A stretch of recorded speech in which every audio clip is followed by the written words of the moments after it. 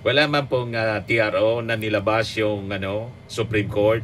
At itong sa Quezon City RTC po, petition pa man lang po. At ang subject ng petition, mga kababayan, yung income tax return man lang po. Hindi man po yung pagtigil ng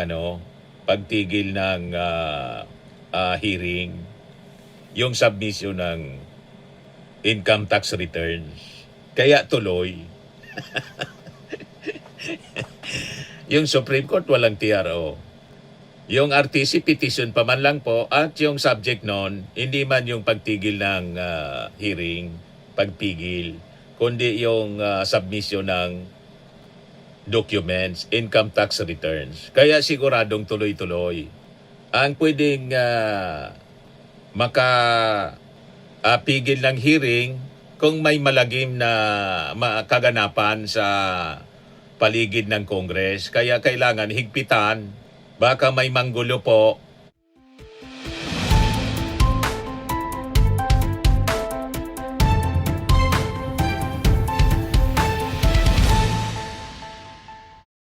Hello po mga kababayan, si Dante Maravillas.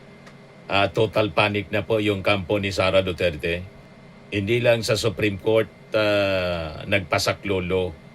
Pati sa Quezon City RTC, tumakbo na po yung asawa ni Sara Duterte, si Atty. Mans Carpio, para magpasaklolo. Ito na ngayon yung breaking news mga kababayan mula sa GMA News. Sabi diyan, the House Committee on Justice has received a copy of a petition filed by VP Sara Duterte's spouse, Atty. Mans Carpio, asking the Quezon City RTC to issue a TRO against the submission of their income tax returns to the committee. Yan naintakutan na po.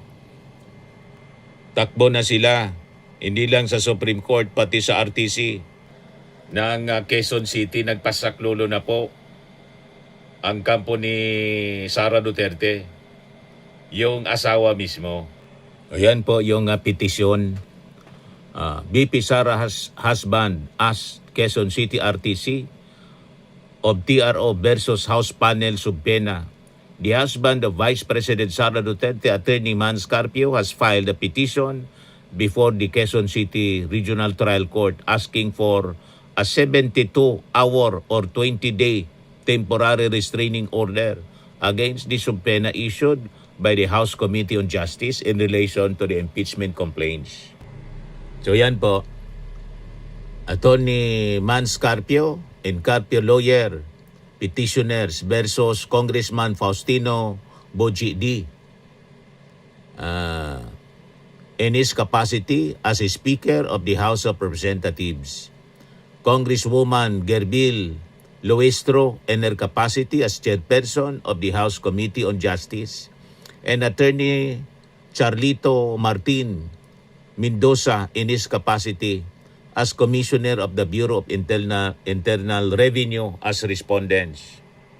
Sabi diyan sa petition mga kababayan, petitioners by counsel respectfully allege preparatory the power to issue subpoena is statutory in nature unless explicitly empowered by the Constitution in applicable law.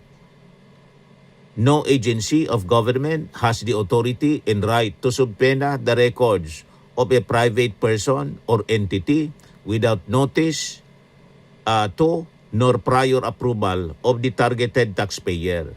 To do so would violate a person's constitutionally guaranteed right against illegal search, duly reinforced by the right. Wherefore, petitioners respectfully pray the following. 1. Immediately upon filing hereof, an executive 72-hour TRO and or 20-day TRO be issued enjoining and prohibiting respondents from enforcing, implementing, and or complying with the subject subpoena dated March 31, 2026. Thereafter, the said TRO be converted to and or of preliminary injunction be issued for the same purpose during the pendency of this case. And 3, after due proceedings, judgment be rendered. A, prohibiting the compliance, enforcement, and or implementation of the assailed subpoenas dated March 31, 2026, nullifying, setting aside, or annulling respondents D and Luestro subpoena dated March 31, 2026, and or declaring it null and void ab initio. Pinapadeclare na null and void, mga kababayan. Matindi po. Talaga niya, Mr. Maravillas, may tinatago. Siyempre, may tinatago talaga po. C, permanently enjoining, stopping in or prohibiting respondents from enforcing, implementing in or complying with the subject subpoena dated March 31, 2026 and declaring inadmissible and without legal effect any document, record, paper, information, or data acquired or produced in connection with the subject subpoena dated March 31, 2026. Nataranta po, mga kababayan. As shown, respondents D and Luistro subpoena was issued without any power, authority, and jurisdiction. In worse, in violation of petitioner's constitutional right against illegal search via phishing expedition, right to privacy, data privacy, the NIRC, the continued implementation, enforcement, and or compliance of the subject subpoena would render this petition moot and academic. Nataranta, mga kababayan, si Man Scarpio. Petition pa man lang po ito, wala pa mang decision ng RTC.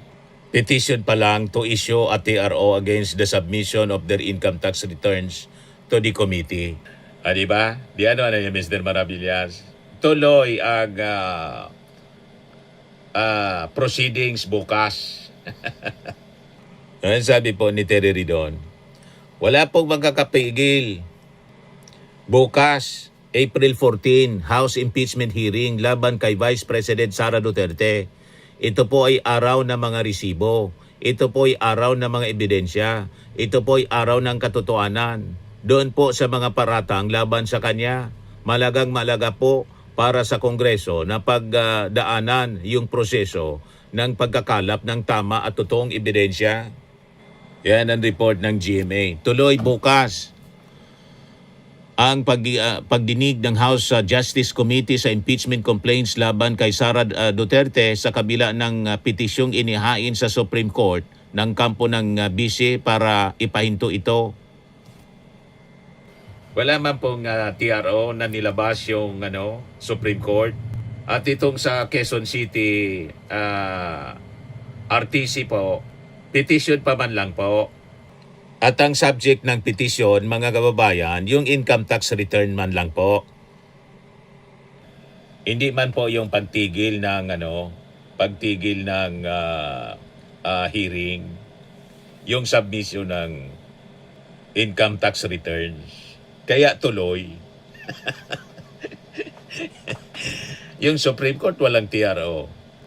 Yung RTC petition pa man lang po at yung subject nun, hindi man yung pagtigil ng hearing, pagpigil, kundi yung submission ng documents, income tax returns. Kaya siguradong tuloy-tuloy. Ang pwedeng makapigil ng hearing kung may malagim na kaganapan sa paligid ng Congress. Kaya kailangan higpitan. Baka may manggulo po, isabotahe po ang hearing bukas. Di ba? Nagsisimula na po yung mga rally sa paligid ng Congress. Yung grupo ni DDS Congressman Leandro Leviste, ang issue yung VAT. Baka front lang, mga kababayan, yung issue ng VAT, pero ang intensyon ay isabotahe yung hearing bukas. At hindi lang po yung grupo ni Libeste, mismo ng grupo ng Maisog ni Sara, nandun na po. Ayan o, nag-iingay sila, mga kababayan. Pakinggan natin, mga kababayan, yung mga Sayang yung pasensya sa sinasabi kanila. nila. Mapwisit sila. Galit na po. Kami wala na nga kaming makain-kain. Ito yung rage na siguro. Grupong Tapos rage. ngayon, nag-rollback, magkano lang? Rage coalition na yata ito. Magkano ba itinaas nila? Sabagay, hindi naman agad-agad yun. Naiintindihan naman namin yun. Pero sana naman, bigyan nila ng oras at panahon o aralin naman nila yung iban. Puta, sayang yung pasensya sa kanila eh. Mapwisit sila. Kaya na Ayan, sabi sa report ng Billionaire News, Maisog Group members express the rage on lawmakers posing for impeachment case against Vice President Sara Duterte. They urge the House of Representatives to focus on energy crisis instead.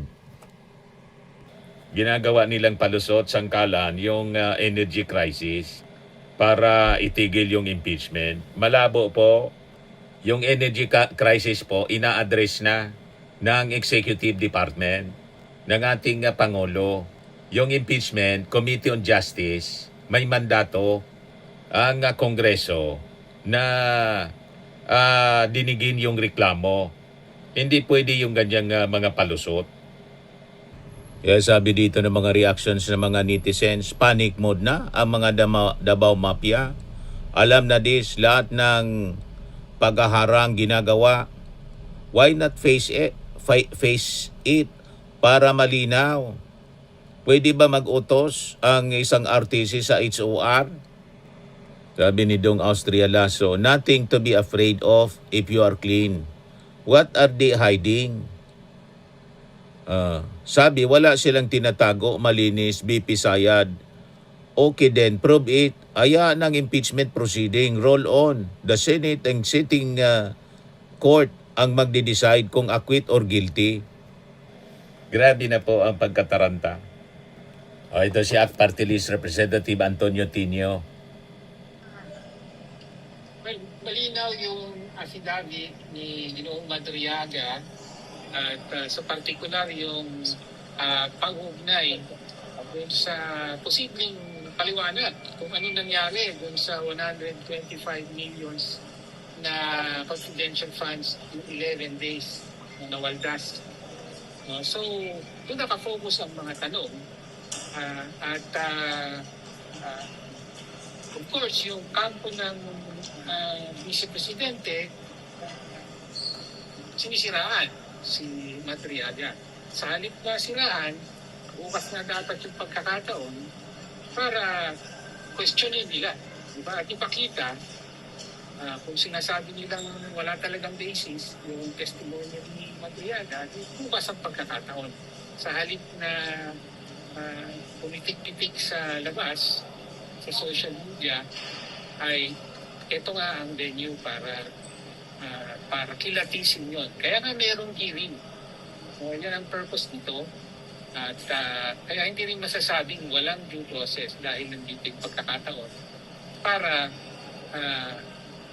makilatis yung manifest, yung affidavit ni Madriaga.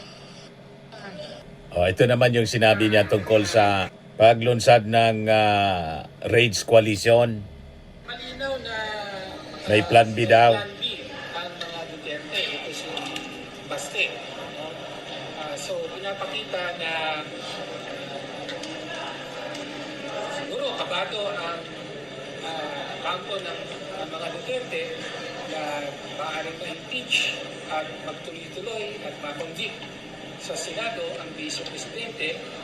So, mauudlot ang kanyang presidential bid dahil kasama ng impeachment or removal from office ay yung perpetual disqualification.